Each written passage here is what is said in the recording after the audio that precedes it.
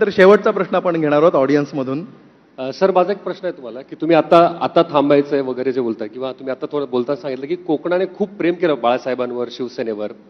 आता परिस्थिती अशी आहे की आज एक बातमी आली की आदित्य ठाकरे कदाचित विरोधी पक्षनेते पदाचे उमेदवार असू शकतात की काय. जर अशी वेळ आली तर ज्या कोकणाने बाळासाहेबांवर प्रेम केले, ज्या कोकणाने उद्धव ठाकरेंवर प्रेम केले, तेच कोकण तुमच्या स्वरूपाने आदित्य ठाकरेंवर प्रेम करत विरोधी पक्षनेतेपद त्यांच्यासाठी सोडेल का? किंवा पहिली गोष्ट, आजच आमचे नेते आदित्य ठाकरेंनी स्वतः पोडियमवर जाऊन मीडियाला सांगितलंय की ह्या बातम्या पेरलेल्या आहेत, त्या बातमीमध्ये तथ्य नाही. आम्ही भास्कररावांचं पत्र दिलंय, आम्ही भास्कररावांचंच नाव पुढे करतो. एक हे अर्ध उत्तर झालं. पण पुढचा प्रश्न तुमचा असा आहे की तुम्ही आदित्य ठाकरेंकरता त्याग करणार काय? एका क्षणात करणार. जर सरकारने असं सांगितलं की भास्कर जाधवांच्या ऐवजी आम्ही आदित्य ठाकरेंना करतो, मी जाहीरपणे सांगतो त्यांनी आदित्य ठाकरेंचं नाव जाहीर करावं. मी हसतमुखानं मागं जाईन.